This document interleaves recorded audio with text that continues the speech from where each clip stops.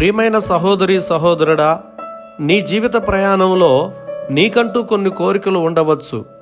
అందుకే ఈ సమాజంలో నీ కుటుంబం క్షేమంగా ఉండాలని, నీ పిల్లలు దీవించబడాలని, నీకు సొంత గృహం కలిగి ఉండాలని, నీకు ఎదురయ్యే సమస్యలు తొలగిపోవాలని, ఎలాంటి అనారోగ్య బాధలు కానీ ఆర్థిక బాధలు కానీ ఉండకూడదని, ఈ సమాజంలో గౌరవప్రదంగా జీవించాలన్న కోరిక కలిగి ఎంతో ప్రయాసపడుచు ప్రయత్నాలు చేస్తున్నావు. ఆయనను ఎంత ప్రయాసపడినను ప్రయత్నించినను నీ కోరికలు నెరవేరకపోగా రోజు రోజుకు సమస్యలు అధికమై అనేక బాధలు ఎదుర్కొంటూ అలసిపోతున్నావా? నీ కోరికలు కోరికలుగానే మిగిలిపోయాయని దిగులు పడుచున్నావా? బాధపడకు, దిగులు పడకు. నిన్ను ప్రేమించే యేసయ్య నీ కోరికలను సఫలపరిచి సంతోషానందాలను ఇస్తాడు.